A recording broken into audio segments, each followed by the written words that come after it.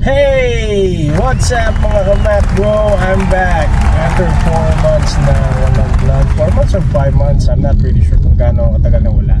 So mayroong mga changes, especially my weight, kasi medyo mas magang na ako. Before I was weighing like 100 kilo, more than 100 kilo actually. Now nasa 90 kilos na lang ako. Ang ginawa mo, nag-addict ka, no? It's not. So nagkaroon lang tayo ng konting enhancement sa lifestyle, sa buhay, kasi of course, you know, you want to have a healthy body, so you need to have a discipline talaga. So yun na, I'm back. So balik tayo ngayon sa topic about car. About before unang-una kong vlog, sorry, nauubo ko talagang medyo hindi maganda yung panahon ngayon, no? Ulan, init, ulan. So nasabayan pa nung pagtatampo ng Bulkan Taal. So mayroon na namang issue about sa Bulkan Taal. So kung mapapansin nyo, iba na yung dala kong sasakyan. It's not a Vios anymore, no? If you could remember na nagkaroon tayo ng plan last December, ngayon nga bebenta natin yung Vios because we need to pursue some new path. Medyo na-delay siya. Nagkaroon ng delay, nagkaroon ng changes. Then last, I'm not sure kung kailan ko siya nabenta like ano ba, mga June or May, I think mga June ko ata nabenta yung Vios. June or July, like that. June or July ko siya nabenta. Then after ng Vios, nabenta ko siya. Actually hindi pala siya benta, swap. Naswap ko si Saudi, si Asna. Si Asna is Avanza 2016 model, a manual. And it's a low variant lang, it's J variant. Pero kita nyo naman, no, formado na yan. So right after ko siyang ma-swap kay Avanza, syempre nag-add si ano, no, si owner ng Avanza, nag-add ko sa akin for some amount, kasi mapapansin nyo naman si Sony, pogi yan, hindi lang pogi, macho pa. So formado yan from top to max yan. So formado si Sony. So hindi na siya talo doon, but I'm surprised hindi nakita ko na binibenta na rin siya. I don't know why, maybe gusto mag-upgrade siguro nung new owner ni Sobi. Ayun, so going back, so sinwap ko siya kay Asna. So mapapansin nyo, hindi naman din Avanza yung dala ko ngayon. This is the MG ZS style. So ano yung MG? Might be some viewers natin na ano yun? So new brand? No, it's not a new brand. So I think way back 2019 nag-launch si MG ng mga bago niyang models, mga bago niyang sasakyan. So way back 2019, habang ginagamit ko noong 2019 I'm using Fortuner Accent and Fortuner or Accent. Oh hindi, Strada na yata. Strada na yung gamit ko. So the big question is, why did I choose a Chinese car? So most of you are familiar na sa MG brand o the Morris Garage brand. Bakit nga ba? Bakit ako punta sa Chinese brand? Honestly speaking, ibang iba siya compare sa mga na-drive kong sasakyan, especially if you're going to look at the price, the specs, and of course the aesthetic of the car. This one, kung familiar kayo, kung napapanood nyo na sa ibang YouTube channel ng mga vlogger yung review sa MG ZS, talagang makikita mo hindi siya Chinese looking car, you know. I find it like a classy, a classy style car na parang, alam mo yun, parang this is not like just an ordinary sedan na makikita mo na gagawing taxi, or you know, a typical car na makikita mo sa daan. Hindi siya ganun. Then actually right now, marami na ako napapansin. Actually marami, especially yesterday when I attend one of the seminars sa building management. So marami ako napansin, especially nagpunta ako ng MOA. Dami ko nakasalubong na may gamit ng MG ZS. Talaga naman maganda kasi para siyang para siyang mini SUV. Though this is a subcompact crossover. Talaga maganda. The ride comfort, so even the accessories, even the interiors and exteriors, hindi siya basta ordinaryong sasakyan eh. Hindi siya ordinaryong sedan or crossover lang. This one, the first time na ma-drive ko siya, nakakapanibago because from Vios nag-Avanza ako, which is well known naman siya Avanza sa pagiging matagtag at parang typical na utility vehicle lang talaga. So iba to.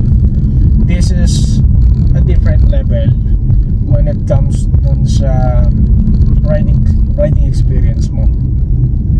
So this MG ZS na nakuha ko is 2019 model na. So how many years na ba? So 4 years na, I think. Nasa 4 years na siya with the odometer na nasa 33,000 ko siya nakuha. Now it's 34 na. Going 34 ko siya yung nakuha. So upon checking, syempre nakita ko to sa marketplace. Then hindi ako bumibili kasi sa mga buy and sell basta-basta eh. Unang-una alam nyo na mataas yung amount, diba? Syempre kaya nga buy and sell, they're doing business. So saludo naman ako sa mga buy and sell natin yan, mga kaibigan nating buy and sell, because decent trabaho ang pagiging buy and sell at bilib ako dyan kasi iba yung diskarte sa pagiging buy and sell. So yung nakuha ko to, first owner yung nakuhaan ko, taga Kalumpit siya. Shoutout kay Sir Ralph Mabong. Sorry, medyo yung camera ko because medyo malubak talaga dito papanig sa NLEX at hindi ako gumagamit ng stabilizer. So sorry kung medyo nag-juggle yung camera ko. Are you okay? Okay na siya. Pasensya na. So yun na nga, nakuha ko to. First owner siya, si Sir Nabong. So maalaga naman siya because upon checking, loob na loob pa lang, even the seats, talagang masasabi mo na hindi siya halos nagamit actually. Kasi nakita mo naman, kung makikita mo yung video, diba? Ang kinis ng loob. Malinis. Tsaka kitang-kita mo yung upuan, firm na firm. Then all the electronics are functioning well. So para siyang bago. Naka-plastic pa nga ito actually, kung makikita nyo dun sa what you call this, plaster ko tawag dito. Yan. So naka-plastic pa siya. So makinis. Kaya makikita mo dyan sa video, makinis. Wow, flawless. Wala siyang flawless, no? Napaka-flawless niya. Wala siyang mga flaws. No, may mga konting dents. So yung mga dents naman is matcha-matcha lang. Pero yung totally dent na talagang dimple, wala naman. Meron minimal, konti lang. May napansin ako dalawa pero unnoticeable siya. So that's why I'm having this topic, because I am selling this car. I'm selling this car right now. Bakit ko na naman binibenta? Kabago-bagot ka ako mo lang. Kasi nga po mga kamag-bro, going back dun sa naging topic ko last December, so continuous pa rin yun, dire-diretso pa rin siya. So kailangan kong kailangan ko pa rin siyang ibenta because talagang gusto naming i-pursue yung plano na yun. It's not just only me, it's a family dream, no? Tawag nga nila, this is a dream.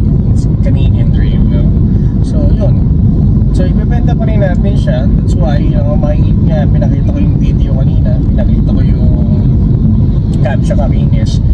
Then, ang tinakbo na ngayon nito is nasa 34,300 plus na. At kung mapapansin nyo, napaka-smooth. Then, you know, yung gaang nito, yung gaang ng manibela niya, para ako nagdadrive to ano eh. Ano mo yung magaang na manibela na nag-drive ko? Oh, actually, same siya nung ano. Same siya ng gaang ng what you call this? Same siya ng gaang ng accent, ang gaang ng manibela niya. So, electronic yata yung manibela nito. I'm not pretty sure with the right right na tawag dun sa technology na ginamit nila sa steering wheel. Pero gaang.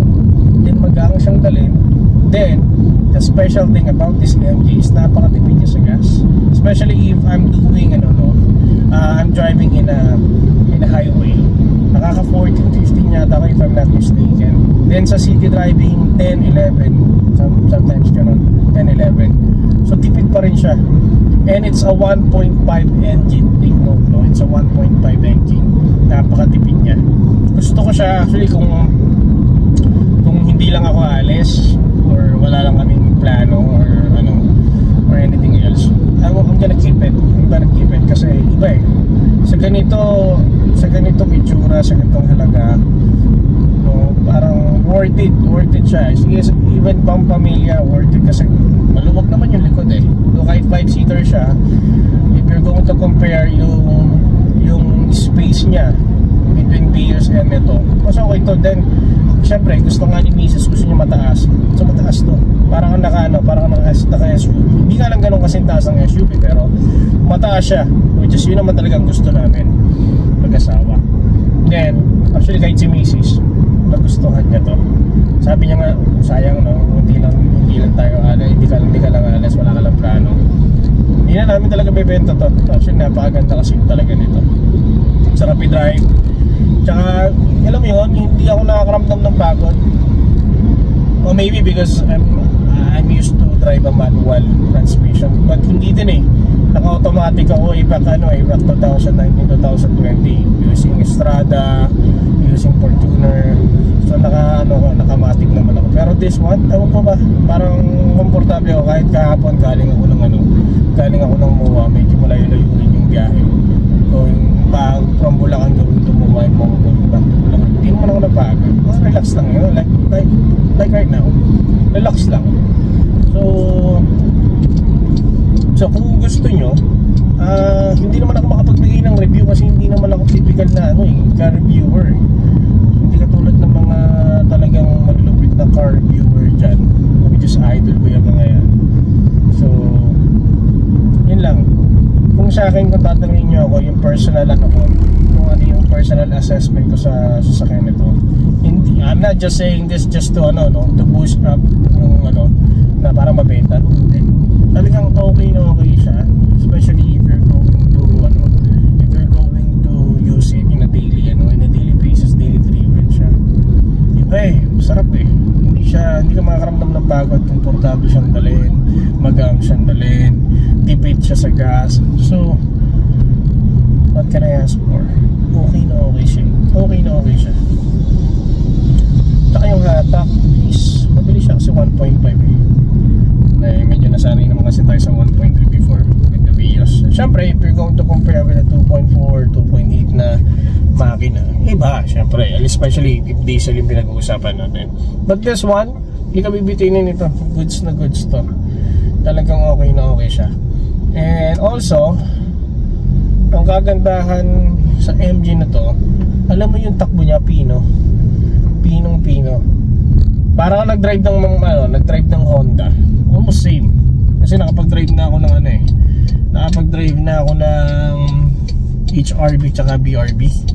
Same eh, almost same. Tsaka hindi mo mararamdaman na nagsishift yung yung transmission mo. Smooth eh. Ito, naka-CVT naman kasi. Kaya smooth, napakaganda. Ang wala lang kasi sa style, yung infotainment na touchscreen, which is sa akin okay lang naman yun. I'm not into touchscreen. Ang mahalaga lang sa akin is sound system. So okay naman yung sounds nito. Kung gusto nyo pakinggan, teka, mag-play tayo ng one song. Ayan, diba? Okay. So, maganda.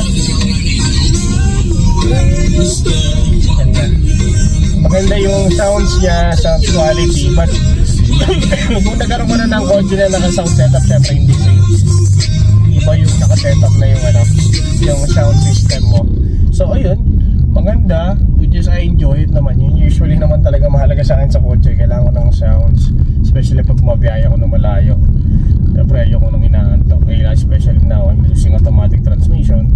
So totoo naman, ano ko yun, fan ako ng fan kasi ako ng stick, fan ako ng manual transmission, especially if we're talking about sedan. Manual transmission talaga gusto ko. So yun. Then actually marami na ang may-ari nito, marami nang may-ari, meron MG ZS, merong ZS Alpha, ZS Style, ZS Core, ZS Trophy, which is nakaka-inlove yung Trophy. Ganda niya, ganda na itsura niya, mas sporty siyang tingnan. Though the same body, but medyo may mga nabago lang sa niya, may mga nabago lang sa exterior niya, pero same. Ang kagandahan sa Trophy, if I'm not mistaken, turbo na yon. Hindi ako masyadong detailed dun sa information. Ano yung help ng turbo sa gasoline? Kung nakakatipid ba siya, nakakalakas sumatak. Pero I think mas nakakalakas sumatak yun based dun sa mga experience ko way back dun when I was in college. So, most of the Honda's people naman, Honda guy naman they like turbo, especially pag nilagay mo na yan sa EK, tsaka sa SIR, di ba? Mga turbohan na yan. So I think dun sa Trophy na variant, yung Trophy, maganda siyang umatak kasi may nakasabay ako 2 days ago dito sa NLEX. Iba yung hatak niya, kita ko yung, alam mo yun, yung sibat niya compare dito kay ZS Style na hindi pa non-turbo pa. Ganda. Tsaka mura, promise, mura siya compare mo sa ibang brand, compare sa ibang brand. Kasi nga sinasabi na mura kasi Chinese. No, I'm telling you, maybe because kaya siya ganun kamura because Chinese or the MG manufacturer, kumbaga gusto lang niyang may address yung mga katulad ko at katulad namin na MG user na pinapahalaga namin yung single set ng bawat sentimo ng yung kita mo, pinagtatrabahunan mo, pinaghihirapan mo. But this one, hindi siya overpriced. I'm not pretty sure kasi hindi naman ako marunong mag-compute bakit ganito, ba't mataas yung Honda, bakit mataas yung ganito. But with the specs na meron to and yung capability na meron siya, if ikukumpara mo sa ibang brand, sa Japanese brand or Korean brand na the same ang spec, the same ang capability, ang mahal nila. I don't know bakit ang mahal nila, pero this one sulit to. Yung iba sinasabi nila ang China or Chinese car madaling masira. No, I don't think so. Sa tagal ko na at sa dami ko na naging sasakyan, kaya lang nasisira ang isang sasakyan if hindi ka marunong mag-maintenance, hindi ka marunong mag-alaga, hindi mo sinusunod yung panahon na dapat i-PMS mo na siya. No, kaya nga may preventive maintenance. Machine as a machine, engine as an engine. Hindi naman basta masisira ang engine mo kung lagi mo siyang mini-maintain, inaalagaan mo siya. Even yung mga pang-ilalim mo, kung marunong kang gumamit, hindi ka balasubas gumamit, kung minamahal mo yung pinaghihirapan mo, hindi siya basta masisira. I've been using a lot of brand ng car. Wala naman naging sira sa akin walang nasira sa akin not unless dun sa videos na nakuha ko kasi nagkaroon nga siya ng problem dun sa Manibela, which is sinigpitan lang naman.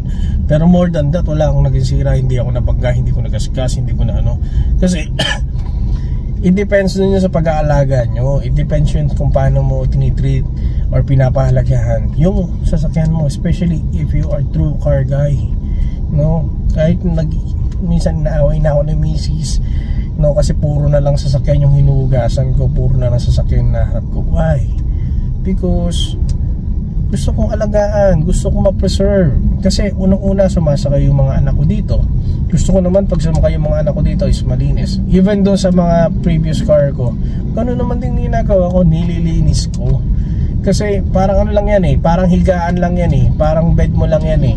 Before you use it, make it sure it's clean. Before you use it, make it sure na ano siya, no, komportabling gamitin.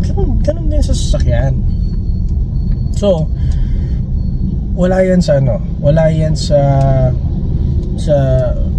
country kung saan made yung car, but most of the ano naman ibang mga Japanese car minsan na-assemble yan sa China. So bakit hindi niya binabatas? I know some people gonna bash me, no, especially mga lovers ng mga Japanese car, but this is just only my opinion ko lang naman to. So, I don't care kahit i-bash nyo. This is just only my opinion. I've been to a Japanese car, American car, like Ford. So, ewan ko, nasa pag-aalaga talaga yan. Kasi, kung titignan nyo, yes, may wear and tear naman talaga ang lahat ng sasakyan. Pero still, nasa ano yan eh. How you gonna handle it eh. How you gonna maintain it eh. No? Pero yung mga wear and tear, katagalan, like 5 years mo nang ginagamit, syempre may mga possibility talagang masisira pa rin yun. Masisira pa rin yun. No? Kasi ginagamit mo eh. Kung gusto mo ma-preserve, huwag mo gamitin. No? Yun lang naman yung logic dun. Pero, again, kasi usually naman ang pinag-uusapan lagi pagdating sa sasakyan sa engine. Isa lang naman ang logic talaga. Kahit naman yung mga mekaniko na matitinong mekaniko na hindi kami ni mekaniko.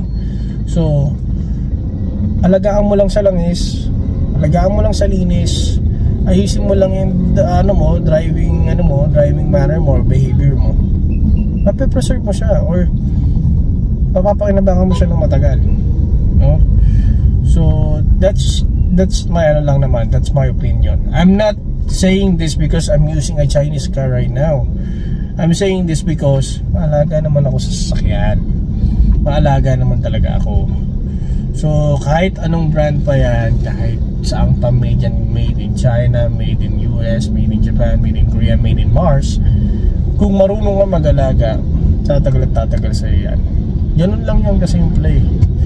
Then, kung tatanungin nyo, ano ba nagustuhan ko dito sa MG? Ang nagustuhan ko dito is yung driving comfort niya. Para siyang sedan din. Then pangalawa is yung itsura niya, no? Alam mo yung parang pang-boss. Though hindi siya parang pang-boss na katulad ng SUV, but if you're going to see the style, no, yung style, design niya, exterior, interior, wow, no? Naka-leather seat na to. Naka-leather seat na to.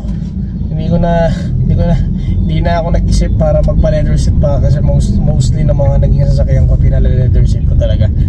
Ngayon lang ako nagkaroon ng sasakyan na naka-leather seat na, at yung leather seat niya hindi yung ano lang cover, no, original siya. Yun na mismo yung skin niya, hindi siya basta cover lang. Upholster na siya. Ayun o, may MG. Pang-apat na MG ko na nakikita yung pula. Mostly nakikita ko sa daan pula, itim, katulad dito black, may puti, then yesterday blue. Wow, ganda ng blue eye-catching siya. Then yesterday din may katabi din akong Chinese car which is sikat na sikat siya. Actually dream car ko siya eh. Actually one of my dream car din siya. Gusto ko siya, yung Geely Coolray. So sa ano, no, yung maybe last month yata if I'm not mistaken, nagkaroon ng issue si Geely, si Coolray. Tapos pa nga sa Facebook yan. Again, lahat ng manufacturer, lahat ng car brand, may mga lemon car yan. Alam niyo may lemon car? I-search niyo na lang kung ano yung lemon car. So, mayroong mga defect yan. So, minsan matatapat talaga sa may defect. Then, if swerte ka at kayang cover ng insurance at may warranty, pwedeng balik, pwedeng palitan ng bago. But what happened to him kasi, ang pinapangit lang doon, yes, nagkaroon na ng problema yung sasakyan niya. Una na-address yung issue, pero bumalik pa din. Ang naging problema dyan, I think, is the Geely service. No? Yung servisyo ni Geely. Nalimutan ko kung saang branch yun, saang kasa yun eh. Pero, sa dami ng kakilala ko using Geely Coolray, wala akong masabi because unang-una ang lakas. Hindi siya malakas sa gas, saktuhan lang siya. Maganda, ganda ng features niya. So, with that, sabi nila, ewan ko, binabash kasi nila si Geely eh. Geely is not a Volvo, Geely is ganito ganyan. No, nasa paggamit yan. Then, syempre, yung pagkakataon na katulad ng nangyari kay Sir, it's a lemon car, so hindi niya naman din kasalanan yon. Maybe si Sir nag-post regarding Geely Coolray dun sa mga sinabi niya sa post niya. I think maalaga siya sa car eh. Kaya sa sama ng loob niya, sa nakita niya yung sasakyan niya na pinabayaan lang ng ganon. I think he is a true lover ng car. So it's just happened na yun nga, nagkaroon lang ng issue na ganon. Then hindi naman kasi in-address itong service center ni Geely. Nalimutan ko kasi kung saan yun eh. So sayang yung Geely na yun. Pero wag nyo i-bash yung Geely. Hindi dapat bumaba kasi mababa na yung presyo ni Geely, no? Talagang reasonable price si Geely. Kung titingnan mo yung specs, yung technology na meron si Geely, hindi siya overpriced. Talagang swak na swak siya dun siya sa price niya. Huwag nyong i-bash, sana hindi bumaba yung niya, no? Yung market value niya kasi napaka-ideal niyang sasakyan. Then marami ng Chinese car na talos yung ginawang specs o yung ginawang discard ni Geely sa Coolray niya, kahit sa Akobango is kinuha na ng ibang kumbaga ginaya na ng ibang brand, ibang Chinese brand car. So which is useful kasi, especially pag nagpa-park mag-isa. Wow, sana ganun din si MG. may self-parking na. Hindi ko pa alam kung sa ibang variant nito or higher variant nito or ibang model nito may ganun na siyang technology. Ang ganda. Then balik tayo kay MG. Si MG kasi ano ba tong tricycle itong katabi ko? Hindi mo malaman saan pupunta. Sorry nakakainis siya eh. Para siyang may toyo.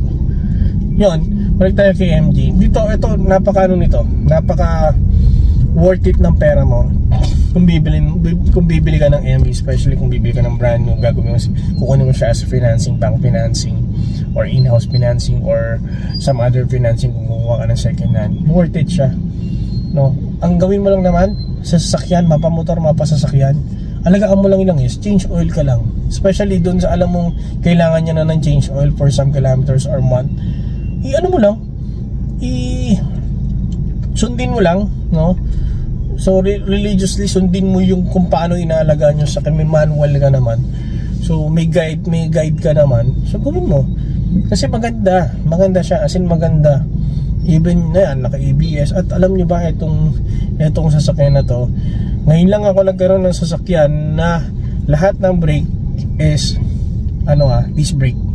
Hindi siya drum brake. Yung likod hindi siya drum brake, disc brake din siya. Ang galing, no? Ang ganda. Kaya ang ganda niya. Ang hindi ko lang gusto dito, since 2019 to, yung mags, na iinggit ako sa mga 2021 model, 2022 model na black and white. Yung mags nila, ang ganda eh. Gusto ko nga sanang bumili kaso hindi naman na siguro kailangan. Kasi ganun nga, ibebenta ko rin siya eh. Pero if I'm going to keep it, syempre hindi lang ganun yung mags na bibili natin. Kilala niya naman ako. Magro-rota tayo syempre. Oo, alam nyo na, pogi yung rota eh. Kung sa tibay po, matibay yung rota. Lalo yung grid na rota na ginamit ko sa Vios, tibay nun. Ilang beses na ako nasaltak nun naka 17 ako, manipis lang yung gulong ko. If I'm not mistaken, 45 series o 40 series lang yung gulong ko.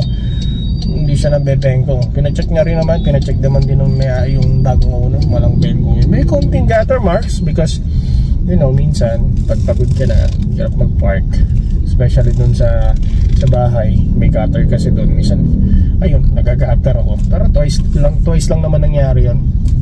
Yung sa bahay tsaka dun sa Petron Marilao lang naman nangyari yun. But this one, hindi ka magagatter kasi ang kapal ng gulong nito eh.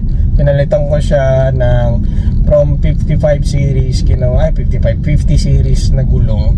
70 na tayo, no? 70 naman yung stock max niya. Pinalitan ko ng 60. Napag-uusapan kasi sa page namin sa MG, pag naka 60 series ka, especially 225, ano na tawag doon, sasayad ka na or sasabit na siya doon sa seat nung shock. Hindi naman, upon observation, 1 week ko na siyang gamit. Right after kong palitan, hindi naman, wala naman sabit, wala namang hindi siya nagra-rub. Siguro depende sa brand ng gulong, kasi binili ko Westlake eh. So okay naman siya. So wala siyang sabit. Tsaka mas naging komportable lalo siya. Nabukasan yung yung tagtag niya, kahit naman hindi ganun katagtag. Nabawasan, parang smooth lang yung hatak niya. Pero medyo bumigat ng konti. Kasi hindi siya medyo may pagbabago sa response niya. Siyempre ganun naman talaga eh. The more na malaki yung gulong mo, may bigat pa rin yan siyempre. So yun, kita nyo naman, tahimik lang yung makina. Walang ingay, not like ewan ko what maingay yung makina ng Avanza. Maybe palitin na kasi talaga yung palitan yung spark plug niya. So matagal na yata gamit nung unang-una yung hindi pa napalitan yung spark plug. This one, tinanong ko naman si Sir Ral, di ba naman daw napalitan yung spark plug? Siyempre, obserbahan muna natin bago natin bayaran. Siyempre, kilala niyo ako, masyado akong sigurista. Kasi hindi naman biro yung papakawalan natin pera eh. So, chinek ko lahat, okay. Papers, okay. So, nabayaran siya. 4 years lang yata kinuha ni Sir Ralph to, through bank financing. Security bank yata, if I'm not mistaken. Ayan, may gili ako nakasalubong. Pogi din niya. So, I'm proud naman using this car, using China brand car. Proud naman ako. Hindi masyadong iba yung mga naka-Chinese car. Talagang just happy na ito lang yung kaya ng budget namin, hindi nga mixing yaman nyo. Pero hindi, kidding aside, I'm not into brand. Now, I just realized na Chinese or China can make a car na talagang saswak sa budget mo. At parang na-realize ko lang din, this is just only my opinion. Overpricing ba talaga mga Korean at Japanese car? Ba't ganun sila? Nagtataka lang kasi ako sa price talaga, sa price range nila.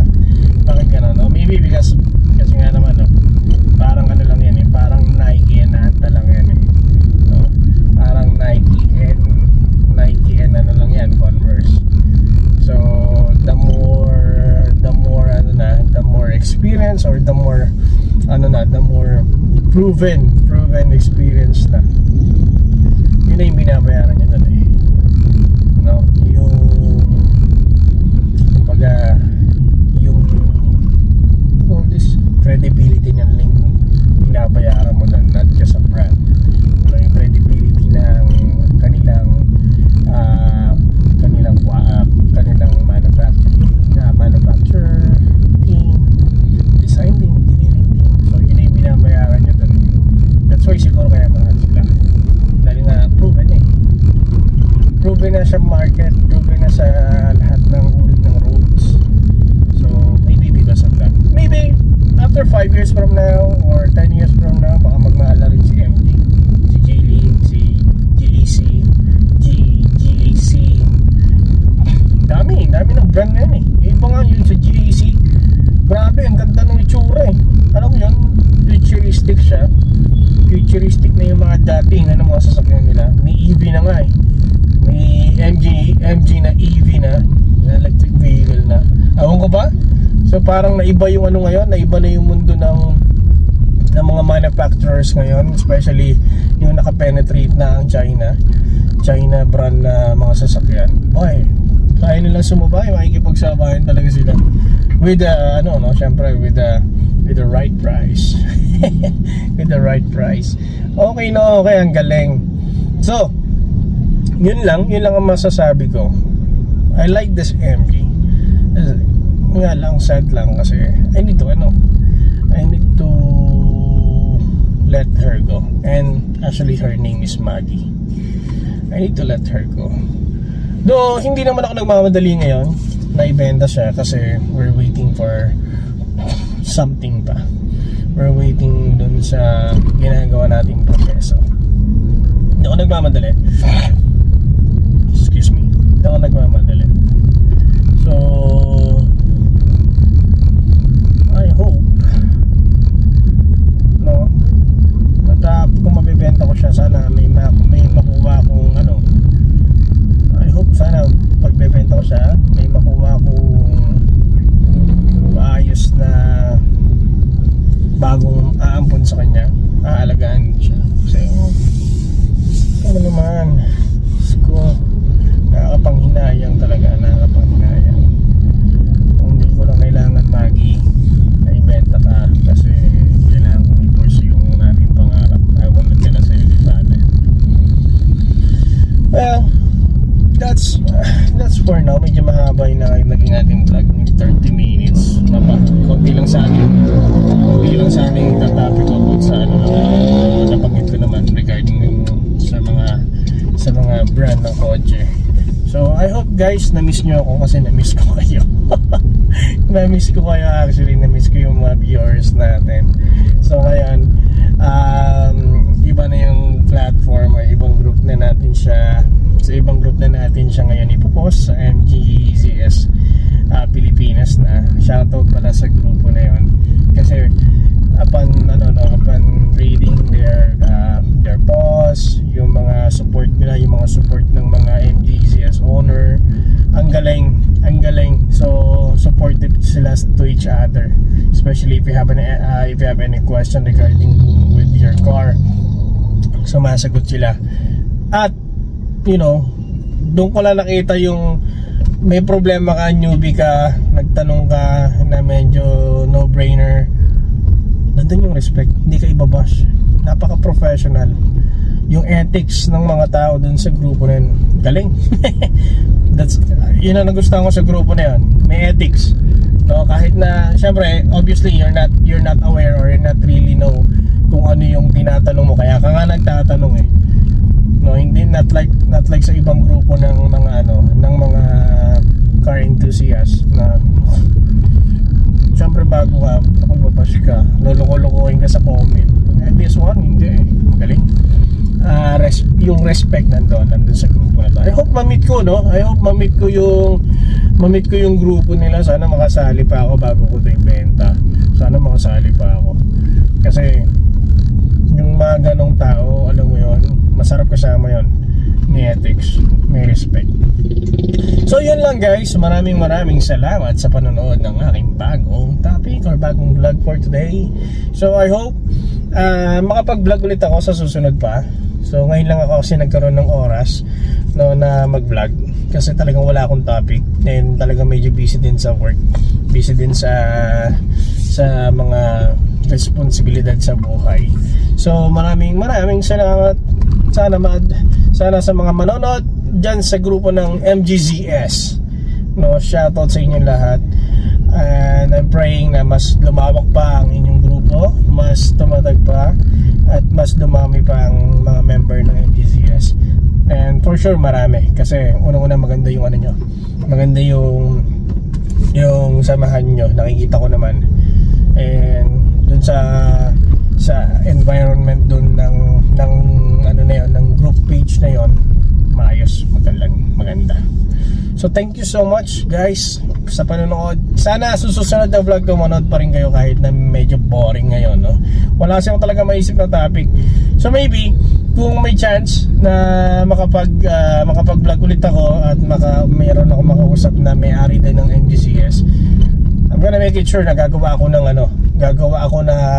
vlog about sa MGZS. Katulad yung may nakita akong isang vlogger, I think agent siya ng MG.